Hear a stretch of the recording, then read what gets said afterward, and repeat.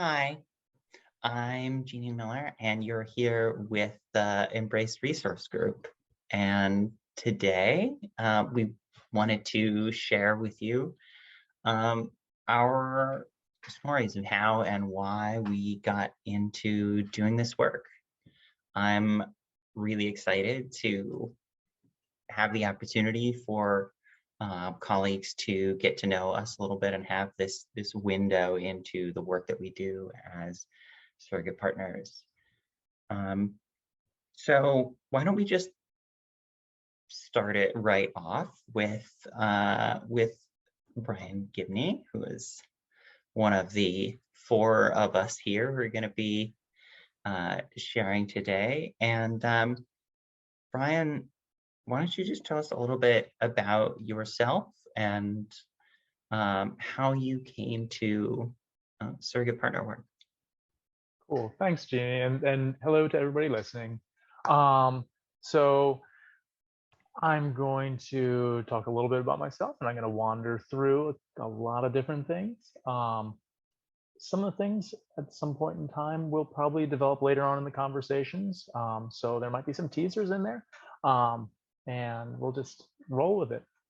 My name is Brian Gibney, pronouns he, him. I'm a surrogate partner and intimacy coach.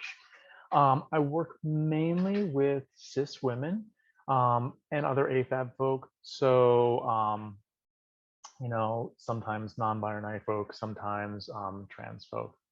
Um, I am primarily based in Charlottesville, Virginia, which is a lovely little town, but close to nothing. So I travel often to DC, Baltimore, Philly, and all up and down the East Coast. My formal training is through IPSA, the International Professional Surrogate Association, and I did that about 5 years ago. But so much of my journey started way before that. And that's one of the things that I really like to talk about when I describe the work that I do and what brought me to this, because so much of our work is how our lives inform interactions with clients in a clinical container. So, um, like most people, I didn't expect to be a surrogate partner when I was, in high school and college. There wasn't really a career day. It's like, this is the thing that you do. Um, I actually started off as a science geek. I was a molecular biology major and PhD candidate in microbiology.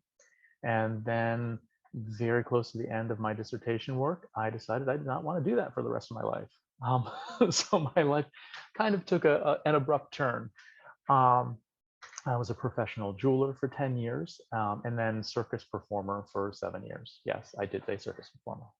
Um, and after and during circus performer work, um, I had a lovely friend and colleague who decided, you know, surrogate partner therapy might be a really good mix for me. Um, so I could get utilize my geekiness that I had through my PhD work and my science nerdery. Um, use some of the creativity that I cultivated in other aspects of my life, use some of the body awareness, but also utilize some of the skills that I had cultivated in my personal life. I'm ethically non-monogamous and have been for 20 years now. I'm kinky, I am a father, and there are a lot of parenting skills that come up in working with clients. Um, and specifically, I'm also, or was also, the parent of a disabled child. And having conversations about limitations and using the tools that we have at our disposal are part of working with clients. Um, so all these different hats, the personal hats and the professional hats, all go into inform my work, and I love modeling that for clients, right? I love showing that I am both personally a work in progress and draw from a lot of different aspects of my life, and that informs how I have relationships. Some of my favorite parts of the work are helping clients with establish their own level of self-awareness and communication skills. I am a big nerd about like foundational skills and how they play out in our relationships. Um, I really like watching clients as they learn these skills lower some of the barriers that they've had into establishing healthy emotional and physical connections with other people. Removing some of the shoulds that our culture seems to be just completely littered with, and really picking those apart, right? Because I'm a big like macro to micro nerd. I like going back and forth. So what are some of those shoulds that we have in our culture, and how do they inform, um, either implicitly or kind of in a subtextual way, like how we interact with each other? Um, and and doing all those things in a way that kind of contributes to this, what turns out to be a pretty massive paradigm shift in how we relate to each other and ourselves and our sexuality. How do we rewrite some of the scripts that we're supposed to follow in a way that fits us better? So yeah, I geek out about that stuff a lot, um, because I have, some of the academic background in my past. My early career trajectory was I did a lot of, um, teaching and talks and lectures. I have taught for, Rosa Chavo at, IC, the Institute for Sexual Education and Enlightenment, and, um, Tammy Nelson, her ISTE organization that does, sex education and sex therapy certification as well. Um, and I've taught for, or I've lectured for ASECT. I was one of their featured presenters at the 2019 Fall Institute. And that was a really great moment for me because it featured a lot of other touch workers, in a container hosted by therapists, um, that allowed us to have a great conversation about how our work could potentially benefit clients, because there's so much crossover. And one of the most exciting things that I've been working on recently is, um, the new ASEC Somatic Sexuality Professional Special Interest Group, which was born out of that meeting, and is now just really getting going in ASEC, allowing us to do some great networking, information exchange, and talk about what it is to work with clients in a collaborative, multidisciplinary approach. So yeah, I love doing that kind of stuff as well. I'm really excited to be a part of these conversations, with regional clinicians, and help establish some like really fun, symbiotic, geeky professional relationships. So thank you very much for listening. Thanks, Brian. That's, I love listening to, even though we've all talked with each other about our stories, I love listening to like the particular ways that each of us, and I'm sure therapists can relate to this, where we all have a different path, um, into this work. So on that note, I'd like to hand it off to Lou Hansen, to talk about your story into surrogate partner work. Thanks so much, Jeannie. Happy to be here. So yeah, I am Lou Hansen, and I am an IPSA certified surrogate partner. I was certified in 2015, but I am playing a little bit of the two hats game in the surrogate world, because as of this year, 2022, I will also start being a supervising therapist for surrogates, because I am a licensed clinical social worker. And that really does weave into my story about how I became a surrogate partner, because all through my mental health career, I have been this sex positive advocate for what I saw as the unmet needs of my clients. And like, to be specific, I mostly worked with kids and families and teens in crises across the course of my career. And I was shocked to find that over and over and over again, there were these challenges that were so obvious to me as a sex positive person. You know, I'd work at an autism school and have a teenage boy who was getting raging erections and just had no idea how to handle what was going on in his body. And as, you know, a newly minted mental health professional saying, okay, so where's the program where somebody teaches this kid how to masturbate? And it became very abundantly clear that regardless of whether it was trauma or whether it was developmental disability or whether it was attachment issues, it's an unspoken need. our society is still very uncomfortable talking about sex and sexual development, but it's so impactful for our health and wellness. And that was really frustrating to me. And I was, through my career, being that sort of brave, edgy clinician who was like, okay, well, I guess I'll create some visual charts and show them to the parents and see if they're comfortable with this, and came up with some out of the box ways to try to support the clients I had at the time. So it lived in there as this known little like black box of a place where we just don't talk about it. We don't have good strategies. What do we do with this? And then fast forward to probably about 2014, when I was at a dinner party with some friends from the dancing community, and their neighbor was at the dinner party. And I hear him like from the next table over talking about surrogate partner therapy. And I was captivated completely. It's like, holy hell, this is a real thing. This is a thing that people do, a way that we can be healers and helpers with sex and intimacy. And I, immediately beelined over to him, listened to his story, asked him out for coffee another day, and he became my mentor. So once I went through surrogate partner training, then he was my mentor, which was lovely. And I've been working in the field ever since. I've got to admit, like a lot of people, I was captivated by the idea, but went to my IPSA training totally open to whatever was going to happen. I went in and I said, you know what, maybe this is awful. Maybe I decide it's crazy. Maybe who knows what I'm going to find on the West Coast when I fly out to get trained. But I was so excited about the possibility. And lo and behold, there was this structure, there was this safety net, there was all the pieces that I felt like needed to be there in order to trust that I could engage in this helping profession in a really safe way. So I was so pleased to find that it really was there. It had been thought out. It was born out of research, all these great juicy things. And then of course it leaves you with the question of, how is this not something more people are doing? Right. And I think the answer comes back to, we're a culture that's really nervous about sex. We don't like to talk about sex. We're scared of talking about sex, right?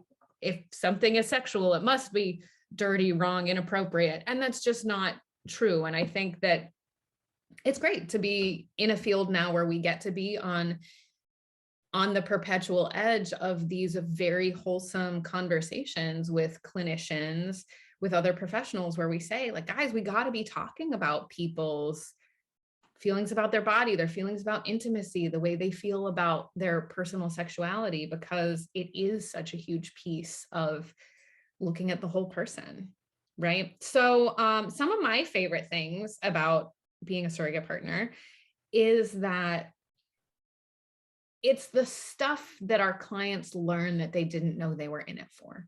Those are my favorite moments, right? You get someone who has, a late in life virgin who's never had sex, who thinks, I just need to learn to do the sex. And, I even tell my clients up front, I say, I have a shadow agenda for you, right? And you are welcome to come to the table with your agenda, but I'm also going to come to the table with my agenda. And my agenda is that I would love for you to get the foundational skills so that you know what you want, how to communicate what you want, and how to have healthy, consensual, satisfying sexual interactions with someone else. And sexual being defined in absolutely the broadest sense. If you got to lean into that juicy energy at all with another person and share that connection, then it counts, right? We spend a lot of time myth busting around, right? The sex is not the time that you have a raging erection that lasts you 4 hours and you have 10 simultaneous orgasms with your partner. That's not what that is, right? It's about those juicy moments. And I will never forget my very, very, very first surrogate partner client. This was something that he felt so profoundly. He was a late in life virgin. And I remember the day that we were laying in bed together, end of a session, and he just was looking at me and the sunlight is pouring in. And he said, sex isn't the thing. This is the thing, right? And that really speaks back to the fact, like Esther Perel says, men in our culture especially are taught that sex is the keyhole through which you can access intimacy, and to really help people blow that open and recognize what does healthy intimacy feel like, and how do I ask for it? How do I ask for intimate connection when I'm not feeling particularly sexy? How do I differentiate those concepts in my mind and really feel them and recognize that I'm worthy of intimacy, and I have the skills that it takes to get the good love in my life. It's such a powerful thing, and I couldn't be more excited to be part of a field where we get to really dedicate so much time into advancing the dialogue on human wellness and healthy intimacy. So thank you for having me. Thank you, Lou, so much for sharing your story and sharing these pieces about how you excuse me, about how you think about the work and approaching sort of what it is that we want to support people to learn. I think every time we have a conversation with colleagues, you bring up that sort of the idea of this is intimacy is the thing, right? And sex is a part of it and a way to it. And I just think that's such a helpful way of thinking about things. So I think this is the part where I share. And so I'm gonna just sort of reintroduce myself a little bit. So I'm Jeannie Miller. I'm a surrogate partner in the Washington, D.C. area as well. And gosh, you know, when I think about how I came here, I think about actually being a kid, being like 13 years old and like lying in my bunk bed, which for some reason I was very keen to have, despite my sisters were 10 and 12 years older. So it was just, I just wanted the bunk bed for me because I thought, I could have sleepovers with friends. But I'm lying in the bunk bed looking strangely closely at the ceiling, and I'm just thinking about that. I just thought that being close to other people and touch and this budding idea of romantic connection, of sexual connection, as I was coming into my adolescence, these are just the most fascinating things in the world, and like our bodies and like how we communicate and share closeness with our bodies. These were just the most fascinating things in the world. And I wanted to like know and experience everything about that. And I wanted to, it's like, this is the thing I want to be so good and so good at and knowledgeable about everything around this that I can like help other people learn and explore the different ways that we connect with each other. And of course, eventually, you know, I grew up and I thought, well, that's not a job, so I better figure out something, right? And so then I went to college, and I, you know, went to a small liberal arts college, and I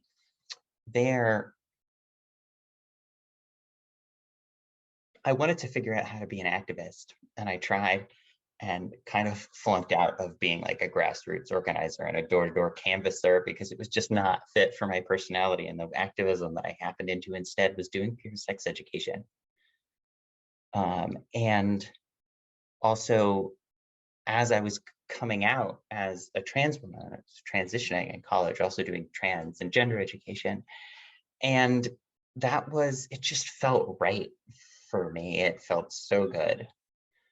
But again, unlike my marvelous future ex-wife, who was like my partner in crime and doing that work on campus with a bunch of other students, she went on to be a nurse. and to work in abortion care and work in fertility care. And I didn't want to go into medicine. So I kind of, again, was like, I don't think this is a job. I don't know how to. So I got an MSW.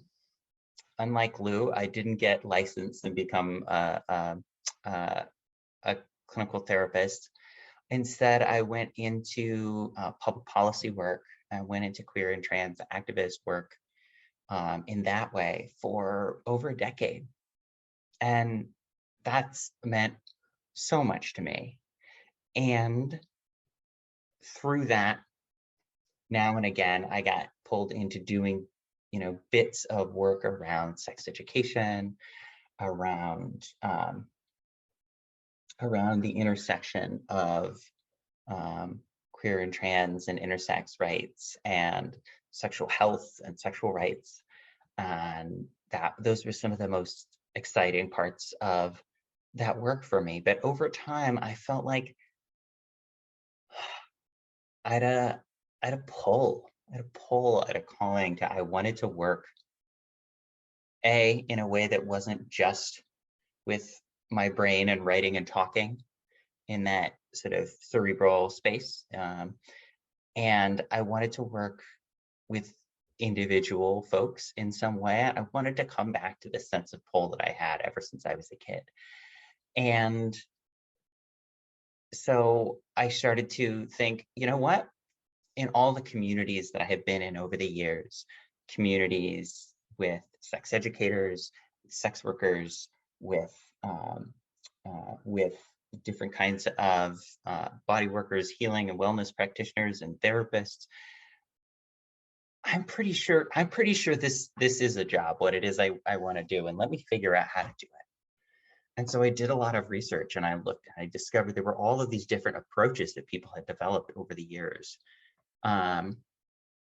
that were around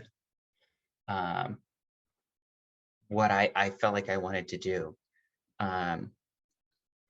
Parenthetically, Kai Cheng Tom, who is a marvelous author and poet and somatic sex educator in Canada, has on her Instagram a diagram she created at one point of like all of these different models of work around ways to work with and support people around the body, embodiment, sexuality, and intimacy. And I wish I had that then, and I was sort of trying to figure out for myself. So I saw there were people who did various kinds of adult sex ed, gave workshops, and wrote books and things. There were talk therapists who were working in somatic approaches, like somatic experiencing and mindfulness work, and helping people, even through talk-based therapy, be in their bodies, right, in different ways and explore embodiment. There was sexological body work. There was these different coaching modalities like somatic sex education, Hakomi, and others. And there was platonic cuddling, which was definitely not about sexuality, but was about navigating bodies, touch, intimacy, boundaries, figuring out what you want, right? And then there was this thing called surrogate partner therapy. And I, like a lot of people, I was like, I feel like I heard about this and it was called something different. And it was this thing from the 70s. It's not really a thing anymore, right? Or there was this thing and it's based on, this very like outdated, this heteronormative Masters and Johnson model. But then I actually met some folks who did this work. I read up a bunch about it. I met Brian and Lou and eventually Michelle, and realized, no, like every field, this is a field that has evolved, and we can be part of it, evolving and building on generations of work, that this is something that's been around for over a half decade. And what was so fascinating to me about it was that it brought together a clinical approach, body-based approach, experiential learning, and experiential learning that brought together embodiment, your relationship with your own body, brought together sexuality, and brought together relationship, and the social, emotional, intimacy, relationship building stuff. It's it's a very intensive, depth form of work, and I thought this is the niche that I want to do, right? This is, if nothing else, the place that I want to start and that I want to anchor my work. And so I found the IPSA training, and for me too, it was amazing to be in a space with other professionals learning and exploring this stuff together. It was profound. And from there, I decided, I want to branch off. I'm going to do some coaching work. I want to get training to do cuddle work, which is a very different thing. And I also got trained literally weeks before the whole country shut down because of a global pandemic. And so it's been a little bit of a slow start for me in this work. But I've been so gifted to have this professional community of other surrogate partners and therapists who work with us. And as one of the very few trans folks in this field, I'm glad that I can offer a space to work with anybody who wants to work with me, but particularly an option for trans and non-binary folks and folks who partner with us to be a provider who comes from that community. So that's sort of my story, and I want to hand it out to Michelle to share your story, which I know is different and really cool. Yeah. Thank you, Jeannie. Yeah, I keep thinking, I'm listening to everybody's stories and I'm like, well, that wasn't how I was going to do my story, but my story is different. So I will start from, I say often, like, my work is very personal to me because I came out of a really unhealthy 20-year relationship with an accounting background and I was a stay-at-home mom. And I thought, I do not want to return to office work. Like, that made my stomach turn, the idea that I would go back into accounting, because it just didn't feel like where I was at that stage in my life. What I did know is that I wanted a better relationship with myself. I wanted, orgasms were difficult. I wanted to orgasm easier.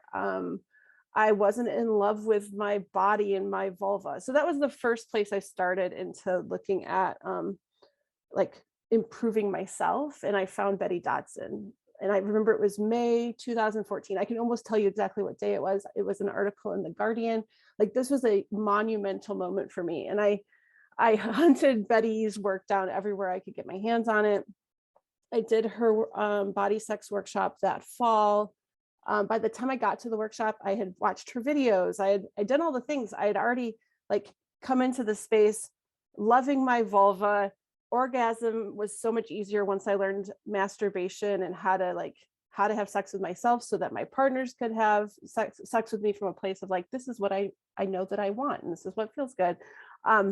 So I walked into this workshop with, I think, like a dozen women, and I found myself just kind of observing from a place of like, oh, how is she facilitating this? Like, I thought I want to do hands-on sex education, and I was living in Michigan at the time, and I thought there's no way that becoming a body sex facilitator was going to be financially stable in Michigan.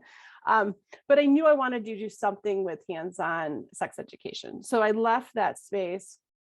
And then in January, so that was November of 2014, in January, according to Facebook, I watched the movie The Sessions, and I learned about surrogate partner therapy. And I was like, wow, I would be really good at that. I think I would really enjoy that work. Again, I live in Michigan. Reached out to a sex therapist to ask about, do you guys ever use surrogates? And the sex therapist was like, yeah, no, that's never going to happen in Michigan. And I was like, okay, put that away. That summer, I went to a business camp called Sex Geek Summer Camp, because I definitely fell into Sex Geek. Like the description of a sex geek is something like, if you're the person that everyone comes to ask questions about sex, and you're about, providing accurate information, like, you're a sex geek. And I was like, that's me. I'll go to Sex Geek Summer Camp. There'll be all these sex educators there. I will find someone that is doing what I want to do. Like almost like who will I replicate when I leave Sex Geek Summer Camp? And that didn't happen. I met really cool people, made really great connections, but I still felt incredibly lost as to what I would do next. And later that year in 2015, one of the campers said, we were talking about professional cuddling. And she said, there's this new company called Cuddlist.com, and they are offering free training. And I was like, I'm a mom. I love to cuddle. This will be great. I had gone to my first cuddle party at Sex Geek Summer Camp. The thought of cuddling with strangers did not scare me. And so I took the drive over to Chicago to get what was then their training, which was a one-night certification. Now it's a much different process. But what I found was, as I did professional cuddling, I also became a cuddle party facilitator. And what I found was that I was doing the hands-on sex education that I wanted to do. I was helping clients build these foundational communication skills that allowed them to have maybe a better sexual experience, because they could communicate, they could set boundaries. There's all these things happening on the foundational level. And what I wanted then was to expand that to a bigger container. So I moved to California, and it dawned on me, this was like the summer of 2018.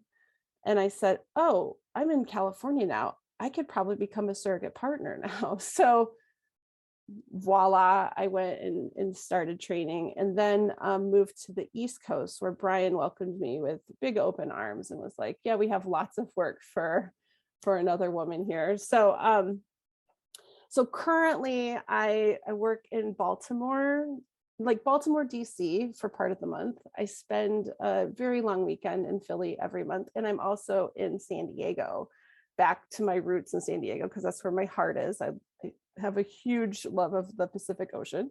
And I bounce between all three places every month very happily. Like, I think some people look at what I do and they're like, wow, that sounds exhausting. Like I'm sacrificing something to do all this. And I'm like, no, I've created the life exactly the way that I want it. And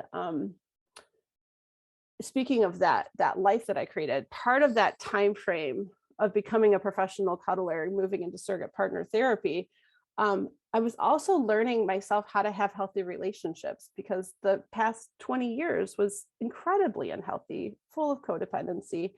And they say, you can do so much work before you get in a relationship, right? People always say you got to do your work first, but there's so much work that can't happen until you get into a relationship.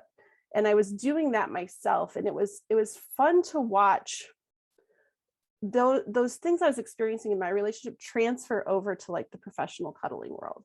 My partner was incredibly accepting of me exactly who I was.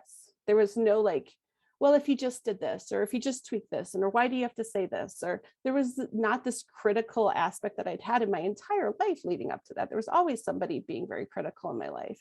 And I was able to show up in platonic professional cuddling with this like overwhelming, like positive regard for my clients. And they got to feel that safety build between us as we grew our relationship together. And like, I had a client who came to me with a really horrendous trauma background, working with a trauma therapist. The therapist didn't want to work with me directly, which broke my heart in a way, because we were doing so much incredibly easy, complicated work. Like, it's just a simple matter of, I was creating safety with this client in ways that we're not even touching each other. It was like started with eye gazing. And then eventually we started to make little bits of contact where our toes would touch, like these little things were starting to help him move the trauma through his body that he had experienced in the years before. And it was really, really cool because he learned to trust me, and then he started to learn to trust other people outside of our space. I was the first person he didn't see as one of the people that committed the trauma, like part of the trauma story for him. Like in our sessions, he was like, wow, this is the first time I'm not in that old space. I'm actually present.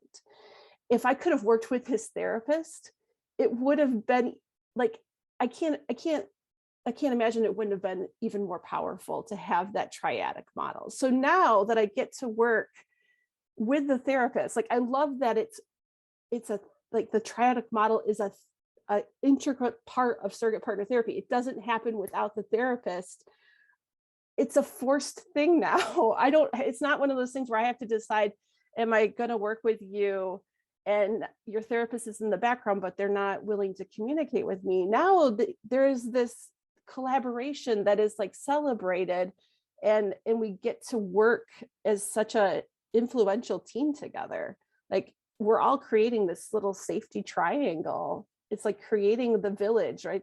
It takes the village, we create the village, and then they get to go out and know what it feels like to feel unconditional positive regard, to know, like I always say, let me love you, whether it's my cuddle work or my surrogate work. Like if they can come in and feel what that feels like, then they can go out and they can find other relationships that have a similar feeling, and they'll say, hey, this feels like that, and I like that feeling, rather than not knowing what that feeling is at all, which I didn't know what that feeling was before, getting into the relationship that I'm in now. And they can take that and have that as their template moving forward to say, this is what healthy feels like. I should shoot towards healthy rather than what I knew growing up or previous relationships. So that's why I do what I do. And I often say, like, my mom could have used this work. It's generational. And so, yeah, I'm really blessed to be here and to have these great colleagues that have welcomed me into this work for maybe a very untraditional path. And I love you all. Thank you. Thank you so much, Michelle, for sharing that. And gosh, I mean, I don't know that it is a traditional path into this work, as I think it was Ryan said, or maybe it was Lynn, nobody sits us down in high school guidance counseling and is like, oh, have you considered being a surrogate partner? I want to live in that world, maybe. But I'm so glad that you spoke to how we all do this work, right? And we've all gotten here through doing our own work and are still doing it, right? We've all experienced in some ways stigmas, shame, traumas, big and small, scarcity of real information and positive modeling growing up. And we're all always in a process of lifelong learning and healing and working through our own stuff. I mean, as a trans woman, there's so much that I had to work through to be able to own my sexuality and the body that I live in, and sharing my body, being close with others. And that work is never finished. And I always have to have perspective and make boundaries and make sure, like, the work I'm doing with clients is for and about them. It's always informed by the work that I've done and I'm still doing. So I really, really appreciate your sharing that. So I'm really excited that we started off this series sharing these stories, and maybe at some point we'll share stories from therapists about how they got into their work and how they got into collaborating with surrogate partners. But I'm wondering if any of you all have any other final thoughts that you wanted to offer before we close out.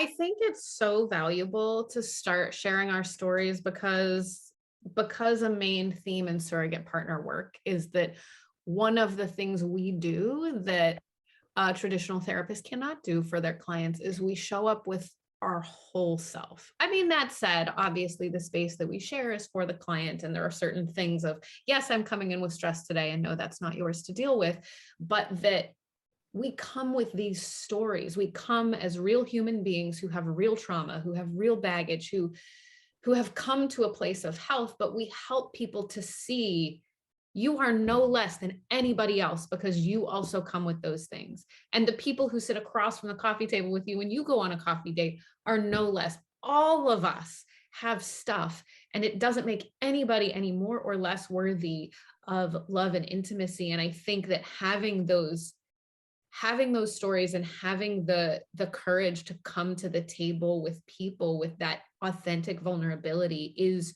what gives surrogate partner therapy its real power, is to have people see us being, wide open with ourselves and say, like, yes, I am an imperfect person and I am scared and I haven't solved all my problems yet. And also I'm going to trust you to hold me gently, and see how fulfilling that can be also, right? So we do show up with these stories with us, and it's what gives the work so much power and reality and texture to then generalize into organic relationships in the future. Wow, that might be a great note to end on. So thank you so much, all y'all, for doing this with me. And thank you all for listening.